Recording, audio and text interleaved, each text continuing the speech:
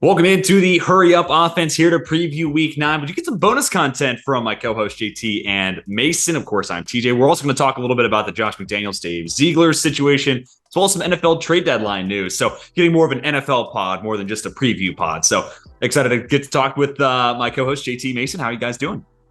Doing good, man. Doing good. Feeling better. That's good. Yeah. Recovered from COVID. Love to see it. Yep. I can second that. Back at work. Feeling good. Ready for the week 8, week 9. I'm not even sure what it is. Yeah, week 9. So ready to talk sports. So let's go. Yeah, this man Mason's on his way to doing his best LeBron impersonation. Not 1, not 2, not 3, but 4 times now with COVID. This man's racking them up. Like gold medals, Michael Phelps shit. But cool. Before we start talking week 9, man, some big news. Dave Ziegler, Josh McDaniels, both fired by the Raiders. And I think a lot of people made a hoopla about it being at 1 o'clock Eastern time. It's 10 o'clock in the Pacific time. That really wasn't all that late to make that move. But I want to get y'all's initial reactions. I think all three of us pretty firmly do not like Josh McDaniels as a head coach. So give me some quick thoughts on that. But also, how do you feel about a GM getting the boot after just 2 off seasons? I called my dad and he was like, yeah, it's great. He had to be through the roof. Fired the GM, the head coach, lost the OC, and they benched Jimmy G. He was like, that's perfect. He was like, woke up, I knew it was going to be a good day when I saw that. And I was like, well, yeah, pretty much as a Raiders fan, I'd be energized, man. Yeah, no doubt. Mason, any initial reactions? Yeah, I mean, JT said it all. Being a Raiders fan is equivalent as being a Patriots fan, so completely get the moves that they made. But the whole Davante situation, we were kind of talking about that before we started the recording, but not shipping him off really sucks for that team and really sucks for Davante. But no surprise with McDaniels gone, because probably one of the worst coaches out there. And it's amazing. You look at his head coaching record. Let me see if I can pull this up real quick. But he started his coaching career 6-0. Like, what? And then since then has now gone, not including those 6 wins, 14-32, which is not very good, obviously. I feel a little bit for Ziegler. 2 off seasons, not a whole lot of time, but I also look at what like the Cardinals did, GM change, and it felt like you could see the whole system change. Ran Carthen also in Tennessee, Joe Shane and with the Giants. So feels like sometimes 2 off seasons is enough work, but also this is a roster 2 years ago. Are they any better than they are now? Probably not. 2 off seasons is pretty tight to give somebody. Yeah. I mean, two seasons is tough. I don't like giving people 6 seasons like Ron Rivera seems to want, but 2 is tight. Yeah, but at the same time, 2 years ago, were the Raiders a better team than they are now? I think they might be. At the worst, they're not any better. Yeah, they're about the same, I would say. Yeah, about the maybe same. A little worse, to be honest. Yeah, that's what I'm saying. Especially if you take Davante Adams out of the picture. Take DA out of the picture. They're terrible. Max Crosby's the one superstar you got. So just not good. When you only got 5 good players and then like everyone else is like replacing. They haven't landed a first-round pick either. Their picks have just been terrible in the top half, or like the day 1 picks, day 2 picks, even terrible. Yeah, haven't maximized those high quality, those high premium selections, and that's just going to be a recipe for disaster. But also, let's talk a little trade deadline. JT, I'll start with you. I mean, you said it best yesterday. Josh Dobbs got about to have as many Super Bowl rings as Aaron Rodgers. So tell me how you're feeling with the Josh Dobbs flag reigning in Minnesota. Dobbs he's okay. Like, he's playable. I don't think it's better than Jaren Hall. It kind of sucks because he's going to end up starting, and it's going to keep us out of anywhere or any pick that we could utilize to try to move up. I don't know. I think we sneak into the back end of the playoffs somehow just because the NFC is so weak, which kind of sucks. We'll go to the wild card. I don't know if Dobbs can win a wild card. We'll see. But I think our defense is going to keep us afloat. But, at least he's a competent quarterback. He can make a little bit of plays with his legs. I'm more interested to see if Kevin O'Connell expands his offense a little bit around a somewhat mobile quarterback, because Kirk is an absolute statue. So I'm kind of interested to see in how he may, kind of introduce some RPOs to the game, that kind of stuff. That's what I'm hoping for. But it's more just to see kind of KOC with dual threat quarterback and kind of how he deals with that. I was also surprised to see y'all move on from Ezra Cleveland. I know Reisner was starting for him, but yeah. So Reisner's been playing. He started the past 2 weeks with Ezra out. Reisner has played phenomenally. I mean, our offensive line has had the best 2 games of, I don't know, the past 10 years or so. Like, that's how it feels to me. Sure. And then we also had another backup guard that just came off of an injury, returned to practice today. So we didn't really need There's a no room backfill for that left guard. Yeah, and it was just kind of like we were admitting kind of defeat and just trying to get something back because we was going to leave anyway. Gotcha. All right, Mason, any big moves that kind of stood out to you? I mean, both Washington defensive ends get dealt. You have the Leonard Williams trade. He's now in Seattle. Anything that really caught your eye yesterday? Definitely Chase Young. I think that's a good move for him. The Niners are kind of in a win now situation, especially after losing the last 3. They kind of needed to make something. Defense struggling a little bit too. Definitely been struggling a little bit. Where did compared to their usual? Sure, yeah. Where did Sweat go? Remind me. He went to Chicago. Chicago. And take it from a Steelers fan. If Chicago's offering you a second-round pick, just say yes. No, that's a great move for them. I agree. I like it for both sides, honestly. Yeah. But my only problem with it for Chicago is every time a player's dealt to the deadline and it's the contract year, they get a record-setting contract. Jamal Adams, perfect example. They gave up 2 first-round picks. He had all the leverage. And now I feel like Montez Sweat holds the leverage. You're not going to pay Sweat? Oh, I think they will. But Rashawn Gary just got a contract. I think their thinking is, honestly, I think they move on from Justin Fields. They draft a quarterback and then they'll just pay him whatever. Yeah. Yeah, that's kind of where I think they're leaning. Yeah, but in my thinking is like if he got the Rashawn Gary deal, 4 years, $96 million or $106 million, whatever it was, not too bad. It might have been 96. I can't remember. Let me just pull it up real quick. But if he gets the Rashawn Gary extension, not too bad. But now that I feel like he holds all the leverage, he's going to get a kind of top end, like top 3 edge rusher deal. So that's my only concern there because now he holds legitimately all the leverage. Let me see if I can find this Rashawn Gary extension. Yeah, it looks like maybe 4 years, 107. I don't know. We'll come back to it. That feels like more than I initially thought. But anyways, but yeah, Montez Sweat there. Leonard Williams in Seattle feels like a decent move, I guess. Yeah, they got a 3rd round pick for a 29-year-old D end. I think they got him. It was a 3rd round, right? It was a 2 and a 6. The Giants initially got him for a 3. Okay. Gotcha. Yeah. I think that's a good deal for the Giants, to be honest. Yeah. Yeah. So do I. Totally. Blow it up. Start from scratch. Yeah. And then I also like the Kevin Byard move. That was not like trade deadline day, but I like that a good bit. Rasul Douglas going to Buffalo. That was a team that needed a corner. Glad to see they got. Y'all see the video from earlier this year when the Bills played them? They played the Packers. And Josh Allen said, "You effing suck," right to Rasul Douglas's face. And they called it on like he was mic'd up and everything. Someone's like, "Yeah, Josh Allen's going to have to apologize when he gets to the locker room." Oh, it was just funny. No, that is a geek. Cool. We ready to start talking week 9? Let's get it. Yep. All right. So we start with Thursday night football. Also, just put a pin in this. 4 years, $96 million. I knew he wasn't making more than 25 a year. Cool. So Rashawn Gary, 496. We'll see what Sweat gets. But yeah, Thursday night football, Steelers, Titans. I mean, I guess I'm the Steelers fan, so I'll start. Kenny Pickett's going to play. I figured he would, even though he had the rib injury. But man, I think maybe the best bet I can give anybody is Najee Harris under 45.5 rushing yards. I think you saw it last week. The Titans have a stout run defense. Najee ran hard 2 weeks ago against the Rams, so maybe he, keeps that up. But he's just not explosive, and against a, bad run defense, I mean, a really good run defense, I think he has a bad day. So then it's going to be Kenny Pickett and Matt Canada trying to carry the Steelers to a victory. I'll take Pittsburgh money line, but just parlay it, I guess. I don't really love anything in this game. So DJ's back, right? Huh? Deontay Johnson's back, correct? Deontay Johnson played the last 2 weeks. He played against the Rams and then again last week. Also, Cam Hayward comes off IR, so Pittsburgh gets some reinforcements there. I think Steelers are probably the better team. I guess the other storyline out of this is Will Levis. We'll see what Will Levis does in his second start. So I'll take Pittsburgh, but really not feeling super strong about that. No major plays that I can recommend other than Najee Harris under rushing yards. JT, what do you think about this one? Yeah, I'm kind of taking a gamble at Will Levis not having 2 stud starts in a row, especially against that Steelers front. I think they could cause some problems. So I'm kind of leaning with what you're saying on the Steelers money line. I think that's the play. -3 is a little tough. I think that line's pretty sharp. I'd rather go -3 for the Steelers than I would +3 for the Titans, but just don't trust the Steelers offense ever. So I would just kind of lean money line. And basically, like kind of like what you said, like a parlay kind of like. There's a DraftKings 50% boost, so I just put that on the money line bet. I don't hate that either. Yeah. So just use that. Because money line right now is -148, so really no value unless you parlay it with something. I think I would lean Steelers as well. Like JT was saying, I'm not thinking Levis has back-to-back stud starts. And also, I don't know if you guys saw the press conference with Vrabel yesterday. He was just like saying, I haven't made a decision on the quarterback situation. Like, bro, You better not be Tannehill. Yeah. What? I saw a stat. Tannehill in 6 games has thrown 2 touchdowns. Levis threw 3 last week.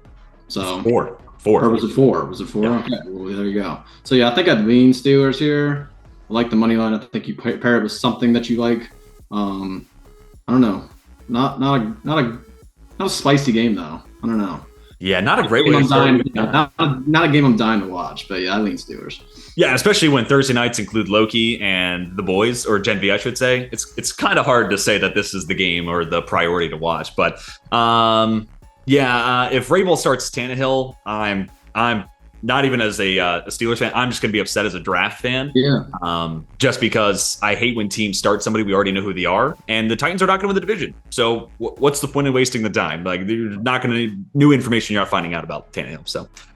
Anyways, how about this to kick off Sunday? So Thursday night, little bit of a snooze fest, but we get a Germany game between the Miami Dolphins and the Kansas City Chiefs. 1.5 point spread. Mason, what do you think about this AFC heavyweight bout? Yeah, it's gonna be a good one. I'm gonna have to wake up and watch that one if I can. I'm not sure what platform it's streaming on, but Ooh, good question. Let me see if I can find that answer for you. dude, I think they're NFL Network. Yeah, I think it's NFL. the NFL Network. Bet. I think I like the Chiefs at home after last week's performance. Assuming Mahomes is good to go this week, I think it's gonna be a high scoring game. I think it's gonna be a fun game to watch, but I think I lean Chiefs. You're not gonna get 1.5 very often. And the Dolphins' defense has been sus this year. But I think it's going to be a good game, but I lean Chiefs, I think. All right. I did get confirmation it's NFL Network. So whatever that might matter for anybody watching. But JT, what do you think about this one? Yeah, anytime you can get the Chiefs -1.5, especially against a team that struggles against good teams, I think you have to play Chiefs here. I wouldn't take the 1.5. I'd just play the money line, pay the 15 cents on the dollar. Yeah, I like the Chiefs in this matchup. I think the Chiefs defense is playing above expectation. And the Dolphins, I don't think they'll necessarily struggle. But the Chiefs defense is good enough, and kind of like we just keep saying, you're not going to get this line ever with the Chiefs playing against anybody. So I'll just take it while you can bet on the Chiefs. Yeah, and honestly, because you noted, I mean, the Chiefs defense is sneaky, like one of the better units in the league this year. Spagnuolo's doing a great job. I kind of like under 50.5. Like, look, Kansas City doesn't have any playmaking wide receivers. So if Kelsey goes for less than 100 yards, Chiefs are putting up 20, 24 points. I'll say most the of the defense also playing well. questionable. That makes me kind of wonder. I mean, you trust Jeff Wilson with 30 carries, or not 30 carries, but like even like 20, whatever you think it needs to be to kind of give them some balance on offense. Yeah. So I don't know. I think everyone's expectations are so high that this game is going to have nothing to do but to disappoint those expectations. So I kind of like the under in this one. Maybe I'll take Kansas City. I don't really have a major lean in either one of these two teams. There's too many variables here that I can't predict, especially with the Germany game. That makes it too Or weird. jet lag, who knows? Yeah, exactly. It does depend on when these teams get there too. I don't know when they are, but that's a big impact too. All right, on to the 1:00 slate. Match up a couple birds here to start us off. Seahawks and Ravens. Baltimore at home, favored by 6. I'll be quick here. I'll take the Seahawks and the points. I like Seattle as an underdog. I'm not crazy about them as a favorite, and I'm going to stick to my mentality there. JT, what do you think? I think I would like the Ravens -6, to be honest. Okay. I feel like Lamar plays a lot better at home. I don't know if that's backed up by any stats, but when I seem to see them blow people out, it feels like it's always at home.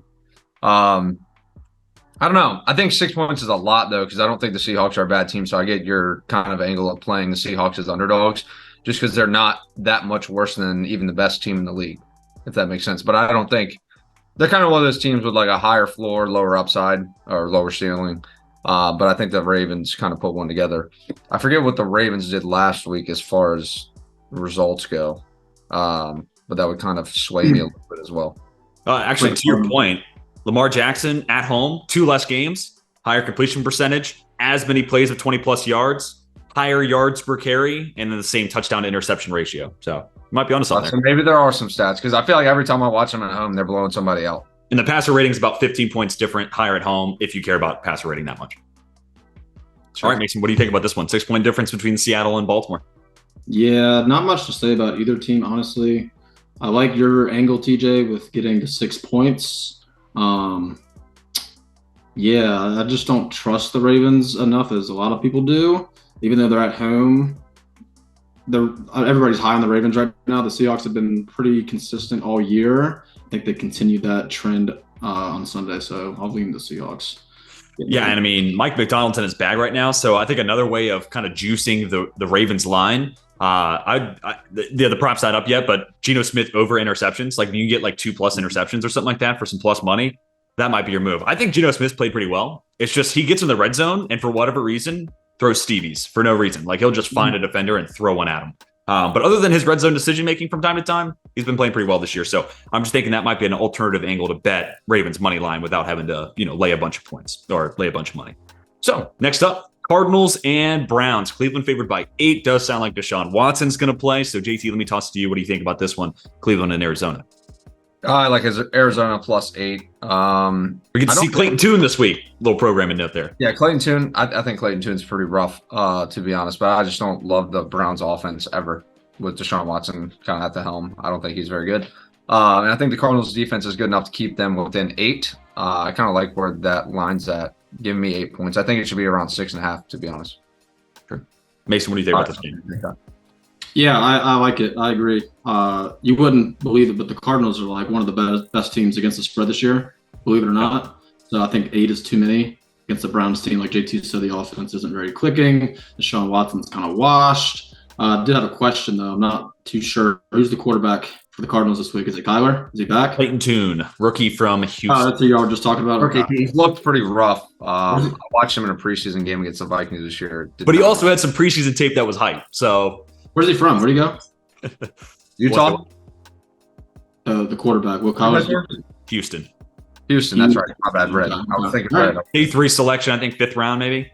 All right, He was drafted ahead of. He's a big athlete. Got a decent arm. All right, cool.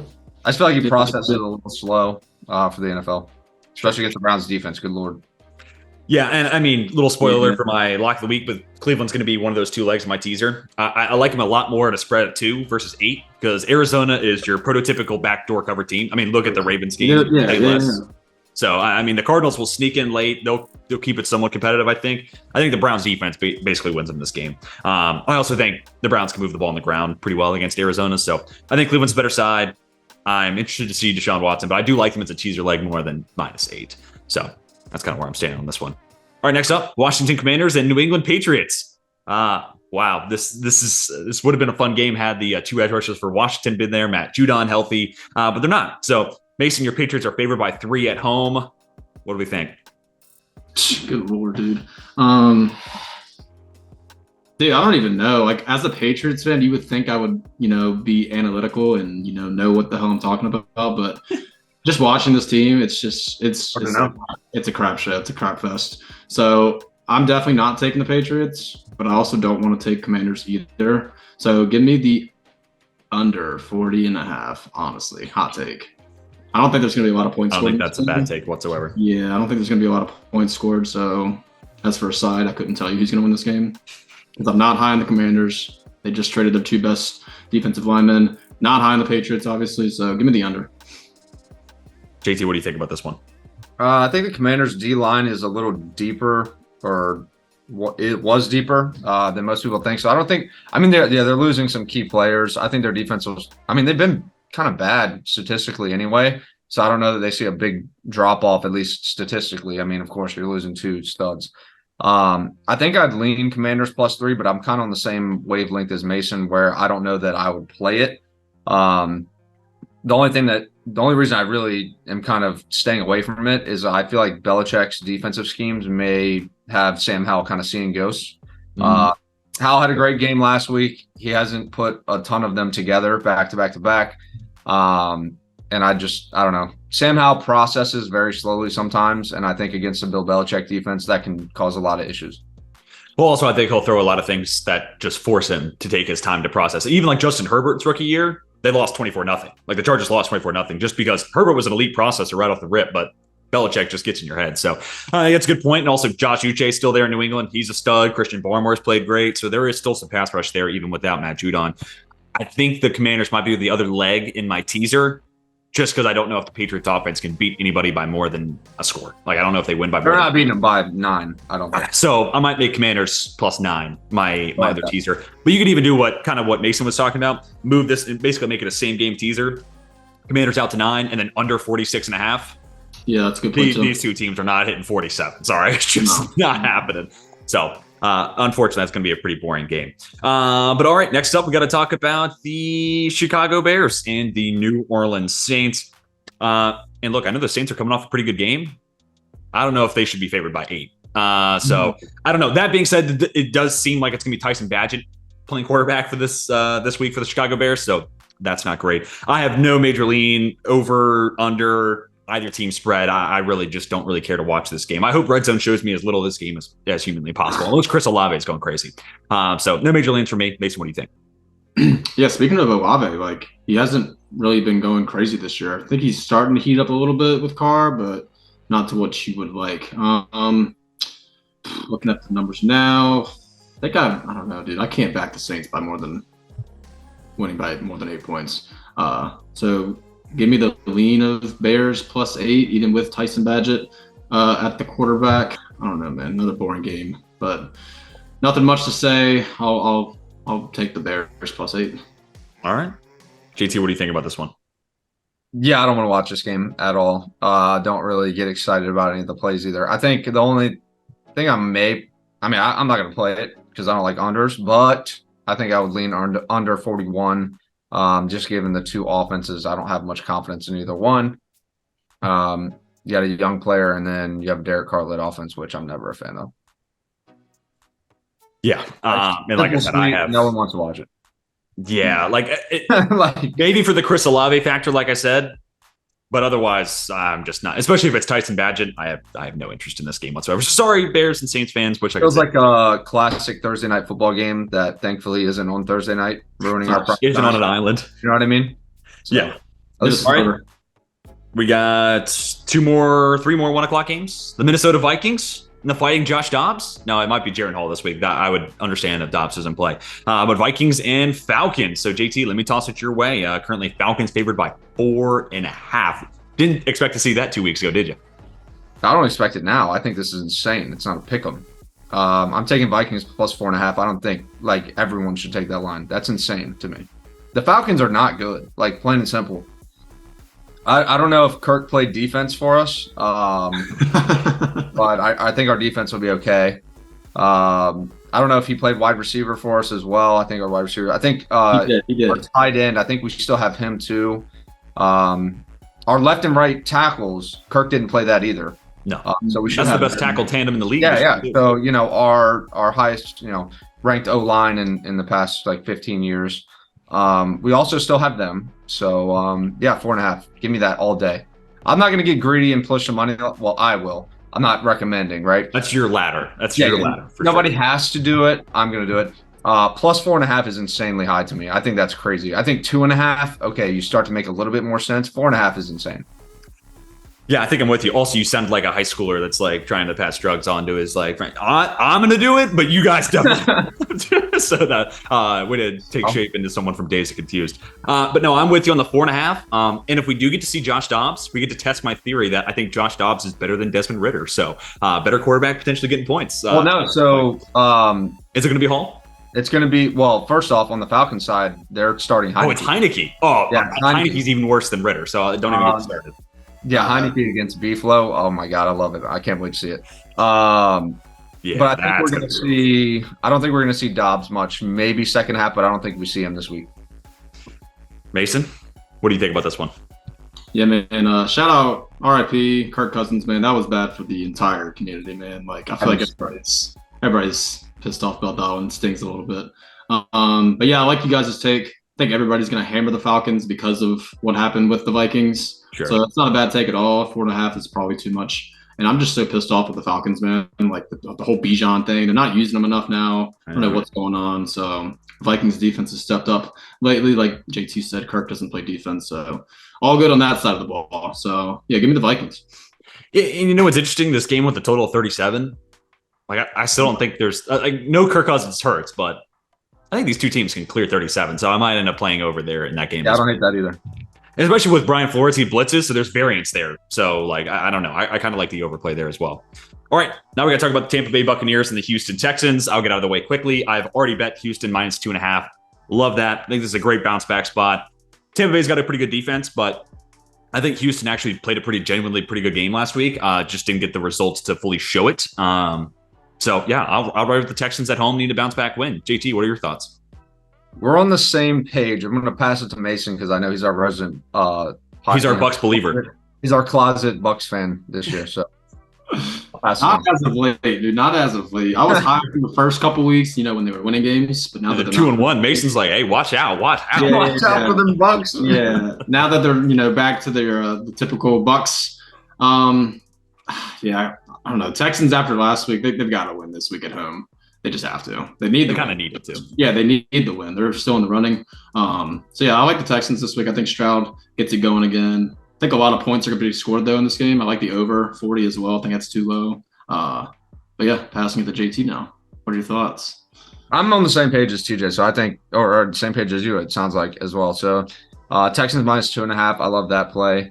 I don't know. Some of these matchups, just looking at this game and then like the Vikings game, I don't know that I've felt this strong towards sides in a few weeks. So it's kind of nice. Yeah, this one, and then there's one other spread later on that I love this week, which makes me feel a little strange because I haven't been able to say that the last 3 weeks. But yeah, sounds like we're all on the Houston Texans. Also, if there's a side that is benefited by losing this game more, it's clearly the Tampa Bay Buccaneers. So I always kind of keep that in the back of my head. Who has more to lose here who has more to gain by losing here? It's definitely Tampa Bay. All right, then we get to the Rams and Packers. I remember when this game was played 2 years ago on the route towards the Rams Super Bowl, and I was so excited to see these two teams play. This year's a little different. It's Jordan Love, and it sounds like a backup for the Rams. I mean, I don't know. Matt Stafford was day-to-day, but a throwing hand, thumb injury, not ideal. So we may end up seeing Rams backup quarterback. It's currently Green Bay by 3.5. I can't see a world where they're favored by more than a field goal. So I'll take the Rams past the field goal hook just so I can get the points. What do you guys think? I think I'm on the same side. I don't think I'm playing any part of this game. I think under 3 points, I might take Packers just against a backup. Above 3 points, kind of what you're saying. I'm not taking the Packers. Yeah, more than 3 points, beating anybody by more than 3 points. They're just not. They don't execute at a high enough of a level on offense. Jordan Love, dude, he just misses so many throws. So yeah, I can't trust them. But I also can't trust the Rams without Stafford. If Stafford's playing, first off, the line's not at 3.5. But dude, I'd be all over it if it was. So yeah, let me look up Stafford real quick. Yeah, hang on a second. Update there. Is the backup Stetson Bennett? No, it's official. Matt Stafford out of Wednesday practice. Oh, that headline was such clickbait. Wow, you love to see it. Shout out to whoever wrote this at SI. Absolutely got me. So he's out of practice today. I feel like we're not going to see Stafford this upcoming weekend. So tough. It's going to be Brett Rippon. Yeah, I'm good on Brett Rippon. Which, if anybody's like, who? I totally. Yeah, that's me. Let's be clear. Dude, at least give Stetson a chance, dude. Yeah. A dog in college, but I mean, I get it. Did y'all know the Packers didn't win a single game in October? Oh, man. When was the last time that happened? Yeah. That's rough. So, yeah, like you guys said, I don't know, man. I can't back the Packers. Really can't back the Rams now without Stafford. So another ugly game. I think I would still lean the Rams plus 3.5 on the road, but it's not a pick I would take. I think I'd lean Packers if I had to pick a side, but it's not confident. If it's 2.5, I think I would say the same, but 3.5, I'm just going to lean towards the Rams. If there is a play I might play in this one, it's an alt receiving spread for Jaden Reed and Christian Watson. I just think back to when the Steelers played the Rams, and Akella Witherspoon can't cover anything to save his life, and neither can Darian Kendrick in his 4.7 40. They're just not NFL caliber corners. So if there's a game where Christian Watson actually looks like a competent football player, this is the one. And I think Jaden Reed's actually pretty decent. It's been a while. So I could see him. Yeah, it's been a while. So yeah, he's and it takes one big play. So if you play Christian Watson over 75 receiving yards, that's going to be plus something, plus 250, plus 300, something like that. His line right now is 42.5. So plus 75, all receiving line for Watson. Not my favorite play. All right, next up. Sorry, this is another game I really just couldn't care less to watch. And it's in the 4:00 window, which is disappointing. Colts Panthers. I'll watch it for Bryce Young. I already know who Gardner Minshew is, so I'm not really too worried about this one a whole lot. I'll take the Colts because I think they're truly a better team and probably should be favored by more than 2, but they're on the road. So, Mason, what are your thoughts on this one? Yeah, they definitely should be favored by more than 2. I actually really like the Colts this year. I just think they're banged up. Look for Jonathan Taylor to get going a little bit more this game. But yeah, Colts are the better team. So, give me the Colts. JT, what are you thinking? Yeah, Colts -2. We're on the same page. I think the Panthers are pretty awful. I don't see them winning 2 in a row, to be honest, all year. So yeah, I like the Colts -2. That's not too crazy. Feels like 3.5. I feel like that's where the line should be. Then I get a little questionable, but this is another spread that I really like a lot at Colts -2. And I think part of my thinking to like Indianapolis here, even though it's in Carolina, anytime you celebrate a regular season walk-off field goal, that tells me you're not a good enough football team. Like that's not a good look. You can't be excited. Unless you're like knocking off like the Chiefs or something, or like somebody you lost in the playoffs last year. Right. Yeah, no. That was like okay. Let's act like we've been here before. But anyways, good win for the Panthers. They finally get one. All right, next one. This is actually a pretty solid game. Cowboys and Eagles. Philadelphia favored by 3 at home. JT, let me get your thoughts on this one as our resident Dak hater. Yeah, give me Philly -3. Yeah, pretty solid. No, I think the Eagles are the best team in the league. Pretty convincingly, in my opinion. I'm a Dak hater. So yeah, give me the Eagles -3 at home. Yeah, that's all I got to say. I think the Cowboys are good. I just don't think that they're not a team that I would put in my top 3, and the Eagles are number 1 for me. So you're only giving, I'm only sacrificing 3 points. I really like the Eagles -3. Honestly, really like the money line used in any type of parlay as well. Yeah, I don't like that one. You could do all Pennsylvania money line here. Steelers and Eagles, not a bad play. Yeah. Mason, what are your thoughts on this game? Yeah, I think I like the Eagles as well, especially with my fantasy teams. I've got Devontae Smith, I've got AJ Brown, I've got Swift all spread out. So I gotta root for something there, and I do like the Eagles this week at home. I think it'll be a good game though, fun game to watch. A little revenge game from last year. Can't remember who won that game though. They split. Philly won the first, Dallas won the second. Dallas beat. That's the game I was talking about. Yeah. Yeah. So give me the Eagles at home. I think they'll win by more than 3. I think. Yeah, I like Philadelphia in this one too. If there is a narrative out there, I mean, this would be interesting if the Cowboys won because they lost to San Francisco. This is the game where they can prove that, hey, we're one of the best teams in the NFC. We lost to San Francisco, but we got Philly. Like this could be the door opening that they need. But I think Philadelphia's a better team. They're number 1 in my power rankings too, JT. So yeah, I like the Eagles a good bit. Are we ready to talk about my next favorite? So we got the Houston 2.5. Pounding Giants money line. They're on the road against the Raiders. Oh God. Sometimes you get that new coach bump. I'm not seeing Antonio Pierce have that, but it is funny. Antonio Pierce is getting his head coaching debut against his former team that he won a Super Bowl with. Not often we get to see that storyline play out. So I'm with the Giants money line here, despite them being on the road. Daniel Jones is coming back. One last note there. So Mason, what are your thoughts about this one? All right, that makes sense. I was getting ready to question your my existence, dude. Because watching that game Tommy DeVito last week, dude, that game last week gave me cancer, dude. It was bad. But with Daniel Jones coming back, got to take the Giants here. With everything going on with the Raiders, give me the Giants on the road. Daniel Jones may not be great, but he's better than Daniel. No. I'm a big Daniel Jones hater too, as well. But yeah, I'll take the Giants. But he's better than Aiden. Not watching the game. Don't even want to watch any highlights on this game either. Just let me see the scoreboard at the end if the Giants win. That's all. And we have yet another game, JT, with a total of 37. Absolute privilege inbound. What do you think about this one, Giants Raiders? Yeah, not touching the total. That's for sure. For damn sure. You have a team that lost an entire side of the ball's coaching staff and their quarterback, and they're a favorite. You hammer the other side. Right. Like, that's all you have to say. It doesn't matter what team it is unless you have Pat Mahomes on your team. Like, that's the only thing I might be, maybe. No. Yeah, so Giants money line is definitely the play. Like, you're going to hit plus 105. That's insane. And also, like, the Raiders' home field advantage is really not existent because it's so easy to get to Vegas. It's not like it's a hard place to money, like, people in New York have the money exactly. to move out to Vegas for a game, whatever. And honestly, like if the Steelers were on the road and I saw them play Vegas, that's the road game I'm going to. You know what I'm saying? Like that's a priority road game to go to. So I don't think home field advantage could be anything in this one. So give me the Giants. Sounds like we're all in the G-Men. Love to see it. All right, then we get to Sunday Night Football. Hopefully we get to actually see the completion of this game. Obviously, it's Bills-Bengals. Last year, this game ends in the first quarter because of the DeMar Hamlin situation. So it's kind of cool to see that storyline continue to play out, and it's actually in Cincinnati. So this is like a true redo. Bengals favored by 2 at home. Let me get y'all's thoughts on this one first. So JT, let me toss it to you and see what you think about this game. I think we got 2 good teams playing well. I think, honestly, if I'm looking to play it from a betting angle, I think the over 49.5, to be honest. I think it's just going to be a light show to make up for last year. I don't know. Both quarterbacks are looking good. Burrow's kind of back as we kind of expected.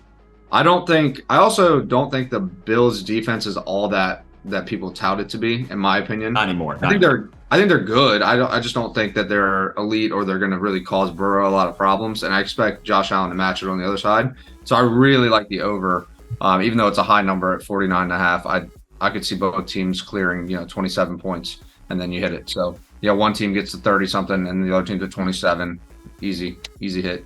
2 as the spread. Too tight for me to play either side. I think the teams are very close to each other. So I'm just going to kind of sit back, enjoy the game, hope for a lot of points, and play the over. Mason, what do you think about this one? Yeah, you took all the words out of my mouth pretty much. Yeah, it's a good angle there, the points. And I really like the Bengals. Like you said, Burrow's back. I think the Bengals are back. And I really like this spot at home, but I got a feeling that the Bills are going to come away with this game. I feel that Just too. with the whole Damar Hamlin situation, he goes down. They're going to get this revenge game. I think the Bills squeak one out, but I do like the Bengals in this spot. I'm not going to play it, but like JT said, I'm just going to kind of enjoy the game. Hopefully a lot of points are scored. But yeah, I think I won't make a play. I already said that, but yeah, I got a feeling the Bills are going to come away with the game at the end. So I think I've decided what my lock of the week is going to be. The Bengals are going to be somewhere in that, but we'll come back to that in just a moment. I'll go Bengals -2, just like we talked about with Kansas City, how often you get them less than a field goal. That's kind of nice. The same rhetoric could be used by the Bills when you get them with, points on their side, not often. My concern about this game, the Bengals played the game of the season. Like, you got Dan Orlovsky on ESPN saying Joe Burrow played a top 3 quarterback game of all time, which that feels a little hyperbolic. I'm not going to say that. But that was the best game the Bengals have played all season long. So there's really only one direction for them to go, and that's down. They're probably going to play a worse game this week. So that gives me pause. JT, to your point, the Bills defense, I think if they had Trey White and Matt Milano, maybe they could have stayed in this elite-ish type of space. But without those guys, they're just like a above average defense in my book. So I think Cincinnati's the better side. Also, Lou Anarumo in his bag right now as the DC. He's gotten really back on track. I think he forces Josh Allen to throw 2 picks. Bengals score off both those turnovers. And that ultimately proves to be the difference. So that's my game script. I'll probably put an SGP together for. So any other thoughts we like on this one? Not really. I mean, I don't know. I'm just excited to watch it. I think it's going to be a great game. Yeah, I'm probably going to play Jamar Chase receiving yards. I think he has a big game in this I like that too. I think they feed him in the spot. Early and often. Yeah. All right. That takes us to Monday Night Football. Chargers and Jets. Jets at home. I think I might take Jets money line, to be honest with you. I definitely like the 3.5, but I think I'm going to take the Jets money line in this one, to be honest. JT, what do you think? Is Herbert out on vacation? What's happening? No. I mean, honestly, I think that Jets defense keeps it close enough to where this game has some like quirky stuff happen. So that's why I really like the Jets plus 3.5. But honestly, I could see it's winning. 3.5 on like ESPN. On DraftKings, it's actually 3. I love the Chargers at 3 points, to be honest. The Jets. I mean, the Jets-Giants game had 24 punts in it. Yeah. They went to overtime against a team with -9 passing yards. Like, that's rough. That is what I'm saying. Like, to me, I don't know. That's just not sustainable, dude. Like, we've seen it with, I mean, you're a Steelers fan. They've been able to sustain it somehow. I don't know. Yeah. But I just don't see the Jets being able to sustain with an offense that just cannot move the ball. Defense only takes you so far. I really like the Chargers -3. I'll play it for sure. Yeah, and I mean, the Chargers undoubtedly have more talent on that roster, and especially at the quarterback position. When was the last time the Chargers won back-to-back primetime games? That's going to be some research I have to do. That's going to be some digging I have to do. Mason, what do you think about this one? Yeah, I'm with JT. I may have to pull a Tom Brady and come out of early retirement in sports betting, dude, because I'm taking the Chargers 100%. Okay. Like JT said, dude, watching that Jets game last week and that offense, it's ridiculous. It was ridiculous. Did you guys hear Rex Ryan after that game? No. So keep in mind, Zach Wilson has like the one drive where they get in field goal range or whatever and force it to go to OT. And he was on First Take the next day or whatever, maybe it was Get Up, talking about how we're watching him grow up before our eyes. He's poised. He's there in the biggest moments. And I was like, he literally had 2 good plays the entire game. And those were the 2. They just came back to back. So yeah, yikes at the take right there. Anyways, we ready to talk locks of the week? Oh, yeah. All right. Well, you guys know what you guys got, or I can start us off.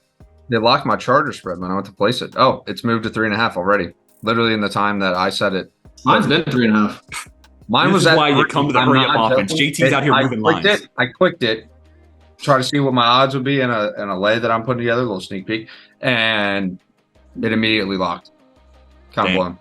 But no, I'm still taking 3.5. So my parlay won't change much. Okay. Well, my lock of the week, I'm going to have Bengals out to plus 3.5. Cleveland Browns money line. And that comes out to minus 118. So it's a little bit more value than a teaser would be. So Bengals out to 3.5. Browns money line. Big day for the AFC North, I guess. Right. My play, we're getting rich. So we're going swinging for the fences. At least like a double. You know, we love getting rich. We love getting rich. We're going to get rich off this. So 3-teamer. So we're going to go, and it's all spread picks. So Vikings plus 4.5, playing the Falcons. Colts minus 2.5 at the Panthers, and then I'm going to take the Chargers minus 3.5 at the Jets. So 3 road teams, and I'm taking them all, and that comes out to plus 602. Let's get rich. Let's get rich. All right, Mason, what are you thinking? Yep, just put it together. Comes out to plus 540. All right. Colts money line over the Panthers. Okay. The over 49.5 in the Buffalo Cincy game. And then Chargers minus 3.5 against the Jets. So we're on similar sides there. Yeah. I like to get rich. I like to get rich, JT. You know. Yeah. We're both getting rich. That's cool. All right. We'll see. Specifically about that Chargers game. We'll see. Alternative play here, especially if you like the Chargers. 3-team parlay: Steelers, Eagles, Chargers plus 330. I think I may replace in another bet, I may replace the Chargers just because I feel weird about you not taking them. So I may replace that leg with the Eagles and still have a really hot bet there as well. The Eagles money line, not even the spread. You don't need it. Yeah, it's got to be a little weird with like Justin Herbert's like chief fan, and I'm like, you're throwing me a little bit right now. I'm more out on Staley than I am out on. I just look at it as Herbert on prime time and Zach Wilson on prime time. That's all. So there's this guy, and I heard it on a radio show. They were talking about this guy. I don't know if he works for PFF, what it may be, but he basically did a bunch of numbers on coaching decisions, whether it be like 2-minute drill, whether or not they call the timeout at the right time, whether or not they challenge the right plays, like that kind of stuff. And they ranked all the coaches in the NFL. And so, like, number 1 was actually Dan Campbell. So I was like, okay, cool. Like that. He's very analytically driven. Yeah, like he's analytically driven, that kind of stuff. You know, number 2 was it Brandon Staley? Brandon Staley. I think honestly, he's made a lot of shot. I think he's made a lot of analytically smart decisions, especially his first year. He was going for every 2-point conversion. He felt like every 4th down they had the advantage, where the numbers had an advantage, and he got a bunch of shit for it. My problem with Brandon Staley's execution. I think he's analytically sound. It's just they get into these 4th and 1s. And then their tight end would just drop a pass, and it's like, dog. I mean, come on, you guys got to be able to do that part of the job. And he gets the rap for it. Yeah, I get that. And he gets the rap for it. I'm also his defense has not been good. You can't get hired as a defensive-minded head coach and have a defense that is just bad. So I think he's gotten raw side of variance, but yeah, I'm not really loving it. So, anyways, those are your lock of the weeks. So a lot of interesting plays there. I'm excited to see how it turns out this upcoming week. Any other plays you guys want to toss out? I mentioned Jamar Chase. I think that's a receiving line that I like a lot. Maybe also that Christian Watson play might be. I'd say nothing too crazy props wise until I see some different lines come out. I would just say take advantage of some of these spreads because we haven't seen, at least in my opinion, it's been a few weeks where we've seen some really sharp lines, and I think that there's some that you can take advantage of this week. Sure.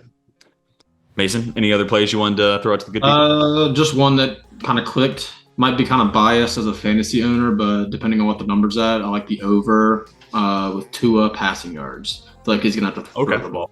Yeah. Give me the over 4.5 Cam Akers receiving yards for the Vikings. So that's 4.5 receiving yards. You got a rookie quarterback that's starting. They're going to get the ball out of his hands. I think you see a lot of screens, that kind of stuff. 4.5 yards is a gimme. And Cam Akers is just a better receiving back than anything that we have. So I love that play. I'm going to play it. He's just I feel like he's it's a 10 times better back than Madison, but like it's glaring in the receiving game. Yeah, for sure. And you guys were using him a lot early and often against Green Bay. So he should get, especially with Jaren Hall at quarterback, he should get 15, 20 touches every game that Jaren Hall starting. So I'm right there with you. Well, that's going to do it for our Week 9 preview here on the Hurry Up Offense. Be sure to leave your favorite plays down below, whether it's a player prop, total, or a line this week. Or if you got a teaser you want to throw out, maybe we'll tell you. So leave your thoughts down below. Like if you enjoyed, subscribe if you're new to the channel, all that fun stuff. But I want to say thank you to my co-host, JT, Mason. Appreciate y'all coming on. Give me your time. Yes, sir. Yep, always. And we'll be back again previewing week 10 next week. So come back, same time, same place for the Hurry Up Offense. For JT Mason, I'm TJ, and we are signing off.